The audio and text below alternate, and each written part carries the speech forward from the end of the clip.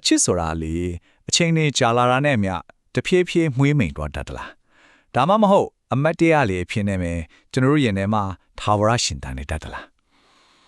ကဲဒီနေ့မှာတော့လေအေးဆက်တဲ့ဒီဇင်ဘာလတစ်ခုမှစတင်ခဲ့ပြီးရောဆယ်စုနှစ်တစ်ခုကျော်တဲ့အထိပေတင်ထက်နေတုံဖြစ်တဲ့ရင်းနှင်းစရာချစ်ဇလန်တစ်ပုဒ်တဲကိုအတူတူခီးထွက်ကြည့်ကြအောင်ပုံပြင်ကောင်းတပုတ်တိုင်းမှာလေသူ့ရဲ့ကိုယ်ပိုင်အစာလေးတစ်ခုတော့ရှိတတ်ကြတာပဲမဟုတ်လားဒီအချစ်ဇလန်လေးကလည်းအားလုံးကြားဘူးနေကြဖြစ်တဲ့တခါတော့ကဆိုတဲ့မျော်လင့်ချက်တွေအပြည့်ပါတဲ့စကလုံးလေးတွေနဲ့ပဲအစာဖြူခဲ့ပါတယ်ကဲအပိုင်း1ဒီဇင်ဘာအစဟုတ်ပြီအရာအလုံးရအစပေါ့နှွေးထွေးတဲ့အမတ်ရတစ်ခုကိုမွေးဖွားပေးခဲ့တဲ့အေးဆက်ဆက်နေ့ကြောင်းဒီကနေ့ပဲစလိုက်ကြတာပေါ့ဇလန်ကဒီလိုဗျာနှစ်ဆက်လေးတွေဝေဝဲကြနေတဲ့ဒီဇင်ဘာနေ့မှာအစပြုခဲ့တာလမ်းပေါ်ကလူတွေကိုဒီတိုင်းပဲငေးကြည့်နေရင်နဲ့ပေါ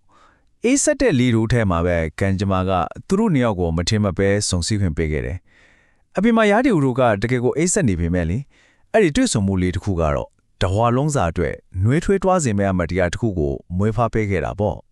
့အဲ့ဒီတွေ့ဆုံမှုကသူ့ဘဝအပေါ်ဘလောက်တောင်တက်ရောက်မှုရှိခဲ့တယ်လေဆိုတာကိုဒီစာသားလေးကတက်တက်ခံနေပါတယ်သူကိုယ်တိုင်ပြောခဲ့တာကအဲ့ဒီနေ့ကစပြီးအေးဆက်တဲ့ဒီဇင်ဘာလဟာကျွန်တော်ရင်ထဲမှာနှွေးထွေးတဲ့အမတ်တရားတွေနဲ့ပြည့်သွားခဲ့ပါတယ်တဲ့ဟုတ်ပါတယ်ပထမဆုံးတွေ့ဆုံမှုလေးတစ်ခုတည်းနဲ့ပဲဘဝတစ်ခုလုံးကိုပြောင်းလဲသွားစေခဲ့တာပါဟုတ်ပြီအပိုင်းနဲ့ရှင်တန်ကြီးထွားလာတဲ့အချစ်ကဲကန်ဂျမာဆန်တဲ့အဲ့ဒီတွေ့ဆုံမှုလေးကနဲ့ဘလို့များနှဆိုင်ခိုင်ပါတဲ့အချစ်တစ်ခုဖြစ်လာခဲ့တယ်လေဆိုတာကိုဆက်ပြီးကြည့်လိုက်ကြရအောင်အချစ်ဆိုတာကလည်းမျိုးစေ့လေးတစ်စစ်ကနေအပင်ကြီးတစ်ပင်ဖြစ်လာသလိုပဲပေါ့သူတို့နှစ်ယောက်ရဲ့ဆက်ဆံရေးကလည်းအစပိုင်းမှာတော့ရိုးရှင်းတဲ့ယဉ်နီးမှုလေးကနေစခဲ့တာချိန်နဲ့ကြာလာတာနဲ့အများတဖြည်းဖြည်းနဲ့ပိုပြီးနှိမ့်ရွှိုင်းလာခဲ့ပြီးနောက်ဆုံးမှာတော့တကယ့်ကိုခိုင်မာအားကောင်းတဲ့ချစ်ချင်းမေတ္တာဖြစ်ကိုရင်းချက်ပြောင်းလဲလာခဲ့ပါတော့တယ်ကဲအပိုင်း3မီရှူမီပိုင်းများအောင်မှာဟုတ်ပြီအခုဆိုရင်ဒီဇလန်ရဲ့အထုအထိုက်အပျော်ရွှင်ဆုံးနဲ့အရေးကြီးဆုံးအခိုက်အတန့်ကိုရောက်လာပါပြီသူတို့အချစ်ဇလန်ရဲ့အဓိကအချိုးအကွေ့တွေကိုဒီနေရာမှာအတူတူကြည့်လိုက်ရအောင်ပထမတစ်ချက်ကတော့ကန်ဂျမာပါတယ်ဒီဇင်ဘာလမှာတွေ့ဆုံခဲ့ကြတယ်ဒုတိယချက်ကတော့သူတို့ရဲ့အချစ်တွေတဖြည်းဖြည်းနှဆိုင်လာခဲ့တယ်ပြီးတော့တတိယချက်ကတော့နှစ်တကူးညာမှာပဲဖြစ်ခဲ့တဲ့အချစ်စကားဆိုခြင်းပေါ့ငင်းအောင်ကြည့်လိုက်ပါနှစ်တကူးညာကောင်းကင်မှာမီရှူမီပန်းတဲ့အယောင်ဆုံးဝဲဖျားနေတဲ့အချိန်အဲ့ဒီမြင်ကွင်းကြီးတစ်ခုလုံးကသူတို့ဘဝရဲ့အရေးကြီးဆုံးအခိုက်အတန့်အတွက်နောက်ခံကားချက်တစ်ခုလိုဖြစ်နေခဲ့တာပေါ့အဲ့ဒီမီရှူမီပန်းရဲ့အလင်းရောင်အောင်မှာပဲရိုးရှင်းပေမဲ့အပြင်းဆုံးစကားတစ်ခုထွက်ကြလာခဲ့တယ်အဲ့ဒါကတော့ကျွန်တော်သူမကိုချစ်တယ်လို့ဖွင့်ပြောခဲ့တယ်ဆိုတာပါပဲဟုတ်ပါတယ်ဒီစကားလေးတစ်ခုနဲ့ပဲအရာအလုံးကပြောင်းလဲသွားခဲ့တာပါအဲ့ဒီအခိုက်အတန့်မှာတော့လေသူတို့နှစ်ယောက်ဟာကဘာပေါ်မှာအပျော်ရွှင်ဆုံးချစ်သူတွေဖြစ်ခဲ့ကြမှတည်ချပါတယ်သူတို့ရဲ့အနာဂတ်ကလည်းကျဲတယ်လို့ပဲတောက်ပနေခဲ့တယ်လို့ဆိုရမှာပေါ့ဒါပေမဲ့အဲ့ဒီတောက်ပမှုကတော့တကယ်ပဲထာဝရတည်မြဲခဲ့တယ်လားဒါမဲ့ဇလန်တိုင်းကပျော်ရွှင်မှုတွေနဲ့ပဲအဆုံးသတ်သွားတာမှမဟုတ်တာပဲနော်ကန်ဂျမာအလဲပြောင်းဖြစ်ခြင်းဟုတ်ပါတယ်ဒီနေရာကစပြီးဇလန်ကပျော်ရွှင်မှုတွေကနေခက်ခဲမှုတွေစီကိုဥတီသွားပါတော့တယ်ဒီမှာကြည့်လိုက်ရင်သူတို့ရဲ့မျော်လင့်ချက်နဲ့လက်တွေ့ဘွားကြားကကွာဟချက်ကိုရှင်းရှင်းလင်းလင်းမြင်နိုင်မှာပါတစ်ဖက်မှာတော့အိမ်မက်ခြေတွေလူတောက်ပေါက်နေတဲ့အနာဂတ်တစ်ခုပေါ့နောက်တစ်ဖက်မှာတော့လက်တွေ့ကန်ဂျမာကအမြဲတမ်းမျက်နှာตาမပေးခဲ့ဘူးဆိုတဲ့အမှန်တရားပါပ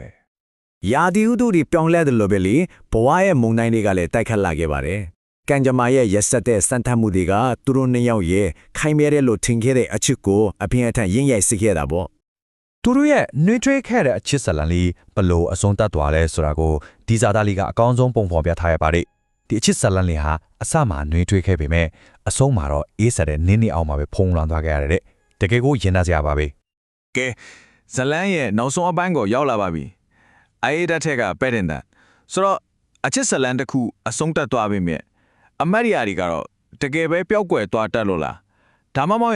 ်ရင်ထဲမှာထာဝရပဲ့တင်ထောက်ကူကြံနေခဲ့တတ်သလားအချိန်တွေကတော့ဘသူကမှမဆောင်ပါဘူးတရွေ့ရွေ့တဲ့ကုံဆုံးသွားခဲ့တာသူတို့နေရာဝေးကွာသွားခဲ့တာတော့ဆက်စွနဲ့တခုကျော်ဟုတ်ပါတယ်10နှစ်ထက်မနည်းကြာခဲ့ပါပြီအရာအလုံးပြောင်းလဲသွားဖို့လုံလုံလို့နဲ့အချိန်ကာလကြီးတစ်ခုပေါ့ဒါပေမဲ့အချင်းဒီဘယ်လောက်ပဲကြာသွားပါစေနှစ်စနစ်တိုင်းဒီဇင်ဘာလကိုရောက်လာတိုင်းအတိတ်ကအမတ်တရားတွေဟာအေးဆက်တဲ့လေပြေတွေခုလိုပဲသူ့စီကိုပြန်လဲတိုက်ခတ်လာပြီးတော့လာပါဆိုတာမြင်ပန်းနေတော့မှာပဲ ဇလန်ကတော့ဒီနေရာမှာပဲအဆုံးသတ်သွားပါပြီဒါပေမဲ့ဒီနောက်ဆုံးစကားလုံးတွေကအချင်းဒီဘလောက်ပဲကြာကြာမပြောင်းလဲနိုင်တဲ့ချစ်ချင်းမေတ္တာနဲ့ဆုံးရှုံးမှုအကြောင်းကိုသက်သေပြနေစလို့ပါပဲ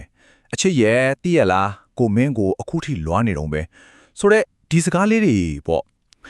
နောက်ဆုံးမှာတော့ဒီဇလန်လေးကကျွန်တော်တို့ကိုပြောပြနေတာတခုချီပါတယ်အဲ့ဒါကတော့တချို့အမတ်တရားတွေဟာယာဒီဥရုတွေလိုပဲနှစ်တိုင်းကျွန်တော်တို့စီကိုအမြဲတမ်းပြန်ရောက်လာတတ်တယ်ဆိုတာပါပဲ